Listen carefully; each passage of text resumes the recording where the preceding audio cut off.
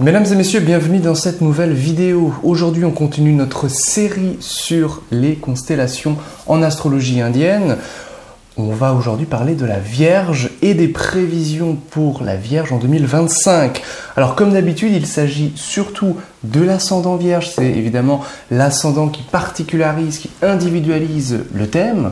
Donc les ascendants Vierges, les lunes en Vierge vont être évidemment les plus concernés par cette vidéo et par les petites prévisions qui vont en découler. Alors, on va aussi parler de Saturne, de Jupiter, des nœuds et de Mars, puisque on va garder, on va dire, les autres planètes plus rapides, Soleil, Mercure, Vénus, parce que je vais en parler courant 2025. Donc c'est pour pas que la vidéo soit trop longue non plus. Si ça vous intéresse de recevoir le récapitulatif de la vidéo, vous pouvez télécharger la petite fiche récapitulative. Donc là c'est marqué Bélier, mais ne vous en faites pas. C'est simplement que je n'ai pas tout imprimé, ça ne me servait à rien. Donc j'ai ici la fiche de la Vierge sur l'ordinateur. Et si vous voulez donc la télécharger, et pourquoi pas l'imprimer si vous souhaitez, eh bien le lien est en description. Allez, on commence sans plus tarder avec Saturne. Saturne qui est la planète froide et sèche de l'astrologie, donc planète qui est souvent en lien avec des retards, avec des domaines qui décroissent, qui sont en déclin notamment.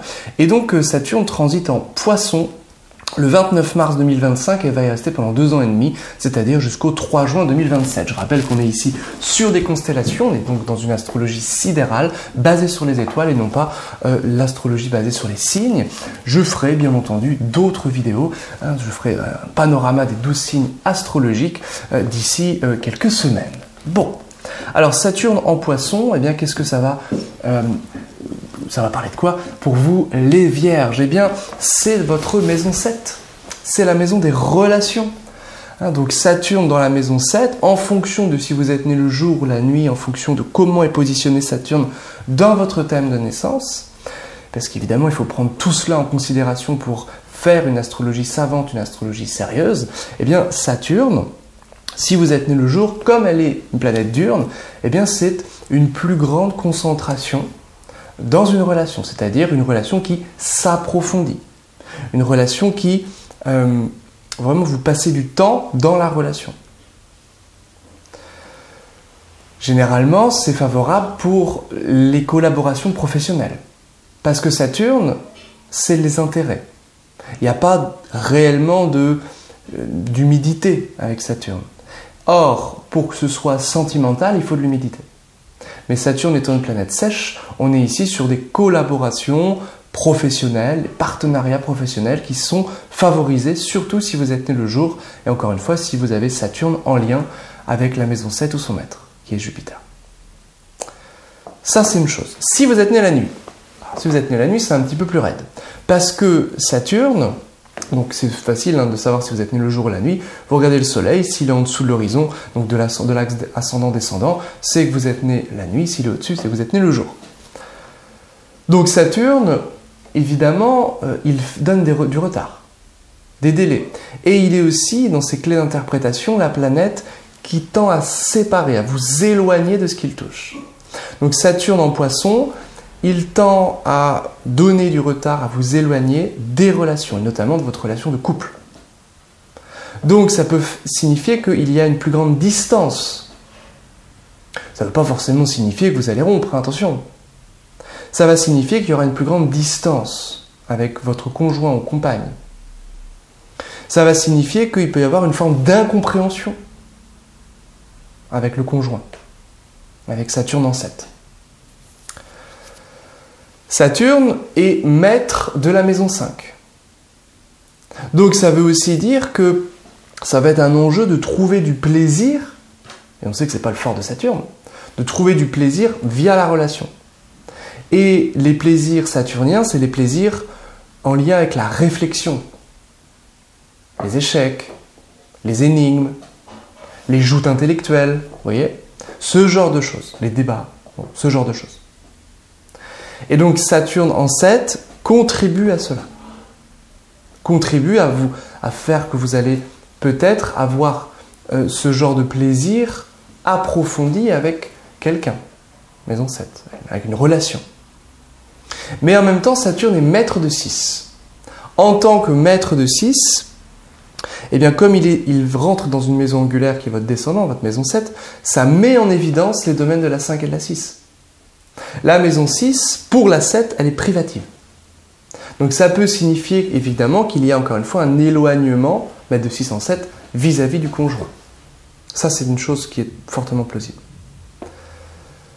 Donc c'est pas la meilleure année au niveau de la relation, vous avez compris, hein, pour les vierges. Et c'est encore plus le cas si vous êtes né la nuit, parce que Saturne est une planète diurne. Donc la nuit, si vous êtes né la nuit, elle est plus nocive. Donc il faut surveiller ces transits en priorité. Saturne, en tant que maître de 6 en 7, il va vous aspecter votre maison 1. Donc il peut faire en sorte de vous entraîner des problèmes de santé. Donc la santé va être un petit peu à surveiller pour vous les vierges. Aussi. Parce que le maître de 6 opposé à l'ascendant, bon bah on fait attention. On fait attention. Vous pouvez avoir une petite baisse de vitalité, vous voyez. Le domaine des enfants va pouvoir être également très important, parce que la maison 5 est dans une maison angulaire. Donc ici, il y aura aussi une relation avec l'enfant qui peut être un petit peu difficile, qui peut être un enjeu important. Voilà, on va dire, les difficultés de ce Saturne. Alors évidemment, Saturne est dans votre maison 7, il viendra aspecter votre maison 4. En astrologie indienne, les planètes aspectent des maisons. Et donc Saturne aspectant la maison 4, eh bien, on est dans cette même idée qu'il peut y avoir un petit trouble dans la vie intérieure, familiale, la vie privée, la vie intime, la vie du foyer. Ce qui rejoint la vie de couple, ou éventuellement avec les enfants. Voilà un petit peu ce que signifie Saturne en Poisson. La maison 5, c'est pas que les enfants, c'est aussi la créativité. Donc, vous allez aussi pouvoir avoir une créativité plus développée, plus approfondie, que vous allez partager aux autres, que vous allez partager, pourquoi pas à autrui, même si ça peut prendre du temps avec Saturne. Alors ici, on est entre mars 2025 et le 3 juin 2027. Donc évidemment, ce sera dans ces 2 ans et demi. Et quand particulièrement, quand Saturne sera activé, c'est-à-dire quand vous serez en période, sous-période ou interpériode de Saturne. Et si Saturne n'est pas activé en période sous-période, il faut regarder vraiment l'interpériode. En 2 ans et demi, logiquement, vous avez au moins une interpériode de Saturne. Et ce sera à ce moment-là, donc il faudra vraiment regarder dans votre thème particulièrement. Ce sera vraiment à ce moment-là que Saturne se manifestera. Tout ce qui est en lien avec des transactions, des achats, des ventes, peuvent être retardés. Quelqu'un doit vous appeler pour un achat, pour une location d'un bien, etc. C'est en retard, il y a du délai, il y a du retard. Mais ça favorise, comme je disais, les collaborations professionnelles. Voilà, grosso modo, l'importance de ce Saturne dans votre maison 7. Saturne aspectera aussi votre maison 9. Donc là, il peut y avoir une plus grande pénétration de pensée. Vous voyez, Saturne en 9. Ça peut aussi nous parler un petit peu du père. Donc il va falloir surveiller au cours de l'année les transits de Vénus, qui signifie votre père, maître de 9. En astrologie indienne, c'est le père. Voilà grosso modo Saturne. Bon. Maintenant, on va parler un petit peu de Jupiter. Jupiter transite en Gémeaux le 14 mai 2025 et il reste pendant un petit peu plus d'1 an, donc jusqu'au 1er juin 2026. Jupiter en Gémeaux, il est dans votre maison 10, donc il viendra aspecter la 4 et Saturne aspectera la 4, ce qui met en évidence le domaine de la maison 4. C'est-à-dire, ça met en évidence le logement, l'immobilier, le foyer, la vie intime. Jupiter en 10 est favorable pour la carrière. C'est généralement une croissance du statut social. Donc, l'idée c'est que logiquement pour les Vierges, cette année 2025 est un accroissement du domaine professionnel, du statut socio-professionnel, et un déclin ou une difficulté, si on peut dire, ou peut-être une plus grande négligence vis-à-vis du domaine du couple ou du foyer. Voilà un petit peu les grandes lignes pour vous les Vierges. Jupiter peut vous apporter des opportunités professionnelles en maison 10. Alors, surtout si Jupiter est activé, vous avez compris. C'est-à-dire, si dans votre thème natal, vous avez Jupiter en lien avec la maison 10, sinon ça ne va rien faire. Hein. Donc Jupiter en lien avec la 10, pourquoi ça ne ferait rien? Parce que les transits n'actualisent que les promesses du thème, ou ceux de la révolution solaire. Mais la révolution solaire dépend du thème natal. C'est-à-dire que par eux-mêmes, les transits ne peuvent pas donner d'événements. C'est pour ça que tant de personnes sont déçues lorsqu'ils ont Jupiter en 10 ou en 2 et qu'ils n'ont pas de salaire mirobolant. Ils n'ont pas de gain forcément. C'est parce que dans leur thème, c'est pas noté. Donc Jupiter en 10, période, sous-période ou interpériode, viendra mettre l'accent sur la carrière. Donc forcément, si vous êtes par exemple en Saturne-Jupiter ou en Jupiter-Saturne, dans vos périodes, eh bien, tout ce que je viens de dire va être fortement impacté, fortement manifeste. Si par contre vous avez que Jupiter, admettons d'activer par exemple en Jupiter, Jupiter, Jupiter, ça existe hein, comme période, eh bien ce sera particulièrement l'accent mis sur la carrière. Voilà pour Jupiter, grosso modo. Jupiter en 10 viendra aspecter votre maison 2, les finances. C'est la raison pour laquelle Jupiter en 10 est très favorable généralement pour les finances. Ça donne des finances, des gains soudains. Et généralement, évidemment, par le travail, par la carrière. Donc ça peut être une promotion si vous êtes par exemple salarié. Et ce peut être, si vous êtes entrepreneur, bah là, un gain qui peut être assez conséquent quand même. Jupiter en 10 peut aussi être favorable pour le véhicule, parce qu'il aspectera la maison 4, et puis la maison 4, ce sont les véhicules en astrologie indienne, le logement, l'immobilier, donc le côté un peu plus matériel, le patrimoine, qui peut croître, le patrimoine peut grandir, parce que le maître de 4 en 10, on met le patrimoine dans la maison la plus puissante. Donc accroissement, une maison puissante et qui s'améliore avec le temps, la maison 10, donc accroissement, ici, de la maison 4. Voilà un petit peu les choses. Alors Jupiter est également maître de 7. Donc on revient à cette idée qu'il peut y avoir possiblement, en fonction de votre contexte, une rencontre sentimentale au travail, surtout si dans votre thème vous avez Jupiter en lien avec la 10 ou avec Mercure, maître de 10, vous avez compris l'idée. Donc une rencontre sentimentale dans la sphère professionnelle est envisageable si dans votre thème natal c'est indiqué. Ça c'est sympa. Jupiter, maître de 4 en 10, peut signifier qu'à un moment donné, vous travaillez en lien avec le logement, ou en lien avec un véhicule, ou, ça peut être par exemple un véhicule de fonction, ou depuis chez vous. Si dans votre thème natal c'est indiqué, ça peut être l'année où vous commencez à travailler depuis chez vous. Et évidemment, le maître de 7 en 10, c'est très favorable pour des partenariats professionnels, exactement comme nous l'indiquait Saturne en maison 7.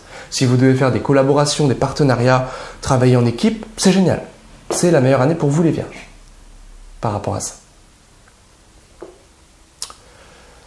Jupiter en maison 10 aspectera donc votre maison 2 et aspectera également, alors que je fasse de tête, votre maison 6. Donc Jupiter qui aspecte la maison 6 tend à protéger quand même les choses, les domaines de la 6. Alors c'est quoi les domaines de la 6? Généralement c'est la santé, les maladies. Donc le Jupiter peut quand même entraîner, à force d'excès, des petits soucis de santé à la manière de Jupiter, mais de manière générale, il protège quand même vachement la santé, hein, ce Jupiter qui aspecte cette maison 6. Bon, justement, on va parler un peu de cette santé. Parce que le nœud nord, Rahu, le 29 mai 2025 jusqu'au 25 novembre 2026, eh bien, transite dans la constellation du Verseau, qui est votre maison 6 pour les Vierges. Donc ça met en évidence le domaine de la maison 6. C'est quoi la maison 6? On vient un petit peu de l'évoquer. C'est le domaine de la santé. Alors, Rahu, c'est un inconfort. Il peut y avoir un inconfort, un désir très fort qui peine à être assouvi dans le domaine de la maison 6. Ça peut donner des troubles avec les collègues, des troubles en lien avec la santé. Mais généralement, Rahu en 6, les Indiens considèrent que c'est une bonne position pour quand même si ça peut perturber un peu la santé, on guérit de cette santé. Mais c'est un axe, parce que le Ketu, le nœud sud, va être en Lion, donc dans votre maison 12. Donc l'axe 6-12, transité par les nœuds, ce peut être surtout encore une fois si dans votre thème c'est le cas, si c'est en lien avec ces maîtres-là, le maître donc Saturne ou le Soleil, si vous avez vos nœuds avec ces planètes-là, ce peut être en lien avec votre santé. C'est-à-dire que les médecins, si vous avez un petit trouble, peuvent avoir énormément de difficultés à trouver le mal qui vous hante, qui vous habite. Et en même temps, Raoult en 6, ça peut être le moment, par exemple, si vous êtes salarié, le moment où ça va plus très bien dans le domaine du salariat, où vous vous sentez plus à votre place. Il ne faut pas faire comme tout le monde. Raoult, c'est, si vous voulez, c'est Uranus dans la modernité occidentale a copié certaines caractéristiques de Raoult. C'est-à-dire que Raoult, c'est le caractère original, atypique, marginal. C'est le génie et le fou en même temps. Donc le Raoult en maison 6 peut signifier que vous ayez un ras-le-bol du domaine du salariat. Vous ayez un grand inconfort à servir les autres. Vous en avez marre, vous avez envie d'être plus indépendant. Vous pouvez, avec le nœud sud, parce qu'il se retrouvera forcément à l'opposé, en maison 12, vouloir fuir vos responsabilités. Vous pouvez avoir un inconfort avec vos responsabilités. Le nœud nord en 6 ne signifie pas forcément que vous allez quitter votre travail. Ça signifie que vous devez, si vous êtes salarié, en tout cas c'est ce que je vous invite à faire, trouver un moyen original, atypique, bien à vous, de faire votre travail. Sinon, il y a fort à parier que vous quittiez votre emploi de salarié pour par exemple faire autre chose, par exemple vous lancer en tant qu'entrepreneur. Par exemple, c'est une symbolique possible de ce transit de Raoult. Ça peut être aussi la mise en place d'une routine particulière, atypique, un petit peu occulte, spirituelle, mystique, magique, Raoult en 6. Et puis, alors, la maison 6, c'est les petits problèmes au quotidien. Donc, Raoult en 6, alors les gens qui sont nés avec Raoult en 6, connaissent bien ça. Il y a plein de problématiques qui ne dépendent pas d'eux. Problèmes avec des papiers, problèmes parce qu'on n'a pas signé quelque chose, problèmes avec des transactions, on n'a pas reçu l'argent, on l'a reçu en retard, etc. Ça, c'est du Raoult en 6. Et on doit sans cesse relancer la machine. Sans cesse relancer pour demander où ça en est, etc., etc. De manière générale, Raoult en maison 6 signe une plus grande inquiétude. Parce qu'on a plein de petits soucis comme ça qui viennent s'accumuler, surtout si vous êtes en période ou sous période de Raoult. Si vous êtes en interpériode de Raoult, ce sera juste pendant quelques mois, voire semaines, en fonction de la période en cours. Voilà un petit peu pour ce transit. Évidemment, Ketu à l'opposé, alors lui, en maison 12, il est très favorable pour le plan mystique, méditation, yoga, guérison spirituelle ou guérison tout court.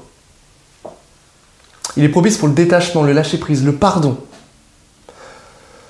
C'est une configuration des ermites, des gens qui, dans le meilleur des cas, des gens qui méditent, qui veulent s'élever, qui veulent s'éveiller. C'est propice pour ça, pour l'éveil. Et en même temps, chez la plupart des gens, Ketu en 12, c'est la fuite. On fuit quelque chose. On fuit généralement nos responsabilités. Et on peut fuir à travers le monde du virtuel, parce que les nœuds, c'est virtuel. Donc, le nœud sud en 12 peut signifier que on n'a pas envie d'y aller. Et donc, on passe son temps à jouer aux jeux vidéo. On passe son temps à regarder des séries, à être dans son lit, un petit peu à fuir. Alors ça peut être de la fuite par la spiritualité, et là c'est plus subtil encore. Je médite et donc je fuis mes responsabilités, donc je fais que ça et je fais rien d'autre. Or, Raoult en 6 mise en évidence du devoir. Donc c'est pas l'année la plus sexy, avec les nœuds dans cet axe-là pour vous. Et en même temps, on l'a vu, importance du domaine de la carrière, plutôt sympathique même, très sympathique, et petit enjeu, difficulté au niveau relationnel. Voilà les grandes lignes pour vous, pour cette année, les Vierges. On va finir avec les transits de Mars, qui sont pas moins importants, mais qui durent moins longtemps. Donc Mars transite en Gémeaux le 21 janvier 2025 et il reste jusqu'au 2 avril 2025. Là, Mars va être dans votre maison 10, donc une grande énergie dans cette maison 10. Dans cette maison 10. Alors évidemment, Mars pour vous, il est maître de 3 et de 8. Il faut le prendre en compte. Il faut le prendre en compte. Parce que la maison 3, c'est là où vous mettez votre énergie. Et la maison 8, c'est les changements. Donc, il peut y avoir une restructuration, un changement, quelque chose qui se passe dans votre sphère professionnelle. Ça peut tout à fait venir de vous, hein. Ça peut tout à fait être quelque chose de voulu. Si vous êtes né la nuit, c'est plutôt quelque chose de voulu. Si vous êtes né le jour, c'est plutôt quelque chose d'un petit peu plus subi. Parce que Mars étant à l'inverse de Saturne une planète nocturne, donc elle est plus favorable la nuit. Et dans les thèmes diurnes, les thèmes de jour, Mars est la planète justement à surveiller au niveau de ses transits. Donc Mars en maison 10 peut signifier un petit conflit quand même au niveau professionnel et des petits changements, soit avec le supérieur hiérarchique, soit dans votre sphère professionnelle. Quelque chose qui évolue. Mars en Cancer du 2 avril au 6 juin, donc là il se retrouve en chute, hein, Mars, donc il n'est pas fameux, mais bon ça c'est tout le monde y passe. Donc évidemment tout ce que je viens de vous dire pour Mars se manifestera surtout si vous êtes, encore une fois vous avez compris, hein, période, sous-période, interpériode de Mars. Sinon ça ne va rien faire. Hein. Parce qu'évidemment Mars il transite tous les 2 ans hein, dans les mêmes constellations, vous ne changez pas de métier tous les 2 ans. Voilà. Donc c'est si c'est activé que ça se passe. Mars en Cancer du 2 avril au 6 juin, donc là ça peut signifier un conflit avec un ami, une guéguerre avec un ami, un changement brusque, soudain avec un ami ou une difficulté de santé pour un ami, particulièrement, ou pour un frère ou une sœur plus âgée. Beaucoup d'énergie mise au service de la communauté, des clients, de la réussite d'un projet, Mars en 11. Mars en Lion du 6 juin au 28 juillet, risque de vivre un peu plus chez soi, d'être un peu plus reclus, un peu plus confiné. On n'a pas trop envie de voir le monde, on n'a pas trop envie de sortir, on n'a pas trop envie de prendre de risques. Ici. Fin de cycle possible pour un projet, parce que Mars c'est les actions, les projets. Voilà grosso modo, mais généralement c'est moins d'énergie quand même, hein, Mars en 12. Mars en Vierge, donc là c'est sur votre tête. Alors attention, mètre de 8 en maison 1, grand bouleversement. Ça peut être un petit accident, attention aux coupures, aux morsures, aux brûlures, aux accidents. Par les déplacements, mètre de 3 et de 8 en 1. Attention ici au corps. Attention au surmenage. Beaucoup d'énergie mise au service du corps. C'est-à-dire vous avez beaucoup d'énergie. Donc attention au surmenage. Ici. Voilà grosso modo avec ces positions. Et puis Mars en Balance, donc c'est votre maison 2. Attention aux dépenses. Ici, aux intoxications alimentaires. Mètre de 8 en 2, en fait, ça peut être quelque chose de caché dans notre alimentation. Mais encore une fois, si Mars est activé, vous avez compris. Vous pouvez risquer de blesser par les mots entre le 13 septembre et le 27 octobre. Tout ça, Mars en Balance. Du 27 octobre au 7 décembre, Mars en Scorpion, chez lui, en maison 3. Là, ça vous donnera énormément d'énergie. C'est très bon pour entreprendre, hein, à ce moment-là, du 27 octobre au 7 décembre. Très très bon pour entreprendre parce que la maison 3, c'est la maison de l'action, la maison de l'entreprise. C'est en lien avec Mars, en fait, la maison 3. Et Mars, c'est ça. C'est l'ordre chaldéen de Mars. La maison 3. Et évidemment, pour un frère, ça peut être un surveillé au niveau de sa santé. Parce que pour le frère, si on dérive, c'est son mètre de 601. Donc il faut faire attention pour le frère. Vous pouvez sortir de votre zone de confort, pour le coup, hein, entre le 27 octobre et le 7 décembre. Et puis enfin, Mars en Sagittaire, le 7 décembre au 16 janvier 2026. Et bien ici, c'est votre maison 4, donc là, ça peut chauffer un petit peu au niveau du logement, de l'immobilier, enfin, du logement de manière générale, en fonction de votre contexte, mais surtout au niveau voilà, soit de la mer, soit de votre vie un petit peu, votre vie privée, c'est-à-dire la famille de manière générale. Voilà, ça c'était les transits de Mars, donc les transits un petit peu moins sympathiques, évidemment, parce que Mars est un peu plus, pour vous, maléfique, hein, mais étant maître de 8, hein, il entraîne souvent des petits troubles. C'est votre planète la plus maléfique pour vous, les Vierges. Donc encore une fois, si vous êtes né le jour, c'est Mars qui est la plus maléfique. Si vous êtes né la nuit, c'est Saturne, hein, en fonction de votre thème. Voilà pour ce que j'avais à vous dire concernant cette vidéo.